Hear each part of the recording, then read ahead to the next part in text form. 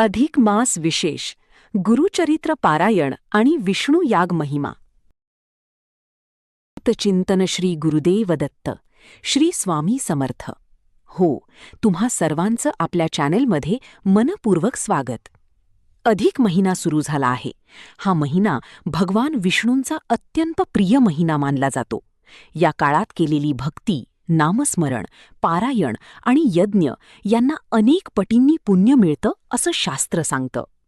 आजच्या या विशेष व्हिडिओमध्ये आपण जाणून घेणार आहोत गुरुचरित्र पारायण कसं करावं, नवनाथ भक्तिसार आणि संक्षिप्त गुरुचरित्राचं महत्त्व, आणि घरच्या घरी साध्या पद्धतीने विष्णू याग कसा करावा.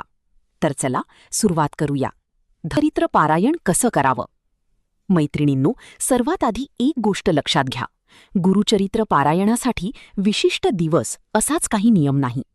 तुम्ही 3 दिवसाचं पारायण करू शकता, 7 दिवसाचं पारायण करू शकता. वेळ नसेल तर संक्षिप्त श्री गुरुचरित्र वाचू शकता. सप्तशती गुरुचरित्र साराचं पारायणही करू शकता. फक्त अमावस्येला सुरुवात किंवा सांगता टाळावी. जर तुम्ही माहेरी असाल, गावाला असाल किंवा घरकामामुळे वेळ कमी असेल तरी निराश होऊ नका. देव परिस्थिती नाही, भक्ती पाहतो. माझ्याकडून पूर्ण पारायण होत नाही, मग काय? बऱ्याच महिला म्हणतात, ताई, वेळ मिळत नाही, लहान मुलं आहेत, 7 दिवस शक्य नाही. अशावेळी छोट्या सेवाही खूप मोठ्या असतात. रोज 1 अध्याय वाचा. प्रत्येक गुरुवारी संक्षिप्त गुरुचरित्र करा. नवनाथ भक्तिसाराचं नित्य वाचन करा. काहीही न करण्यापेक्षा थोडी सेवा केलेली देवाला जास्त प्रिय असते. नवनाथ भक्तिसाराचं महत्त्व. दिंडोरी प्रणीत नवनाथ भक्तिसार ग्रंथामध्ये फक्त 9 अध्याय आहेत. एका दिवसात पूर्ण होऊ शकतो किंवा रोज 1 अध्याय वाचू शकता. यासाठी कठीण नियम नाहीत. फक्त वाचणाऱ्यांनी मांसाहार टाळावा. 1.5 ते 2 तासात संपूर्ण पारायण सहज होतं. अधिक महिन्यातील सर्वश्रेष्ठ सेवा विष्णू याग. आता जाणून घेऊया विष्णू याग. मैत्रिणींनो, अधिक महिन्यात भगवान विष्णूंची सेवा जितकी जास्त केली जाते तितकं अधिक पुण्य मिळतं. आणि त्या सेवांमध्ये अति उच्च कोटीची सेवा म्हणजे विष्णू याग. घरातील नकारात्मकता दूर होते, ग्रहदोष शांत होतात, आर्थिक अडचणी कमी होतात, विवाहातील अडथळे दूर होतात, घरात सकारात्मक ऊर्जा निर्माण होते. विष्णू याग कधी करावा? तुम्ही अधिक महिन्यात कधीही करू शकता, पण अधिक महिन्याची पौर्णिमा असेल तर अतिशय उत्तम. माहेरी असाल तरी करू शकता, गावाला असाल तरी करू शकता, घरच्या घरी साध्या पद्धतीने करू शकता. विष्णू यागासाठी लागणारं साहित्य: हवनकुंड, शेणाच्या गौऱ्या, समिधा, तूप, काळे तीळ, जव, साखर, होमपुडा, कापूर, कलश, नारळ, फुलं, हळद, कुंकू, अक्षदा.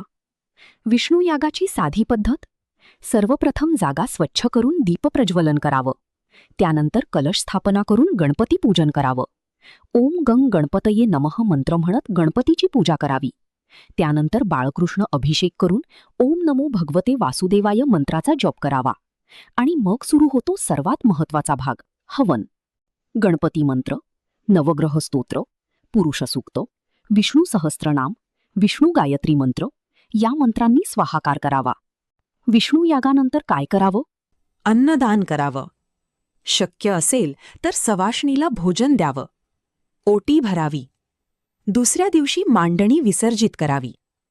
हवनाची राख घरात जतन करून ठेवू शकता. शेवटचा संदेश. मैत्रिणींनो, अधिक महिना हा अत्यंत पुण्यदायी आणि दुर्मिळ काळ असतो. या काळात जसं जमेल तसं करा. थोडी सेवा करा, नामस्मरण करा, गुरुचरित्र वाचा, विष्णू याग करा. देवाला मोठेपणा नाही आवडत, भक्ती आवडते. आजच्यासाठी फक्त इतकंच. झालेली सेवा स्वामींच्या चरणी रुजू करते. भाव. व्हिडिओ आवडला असेल तर लाईक करा, शेअर करा आणि चॅनलला सबस्क्राईब करायला विसरू नका.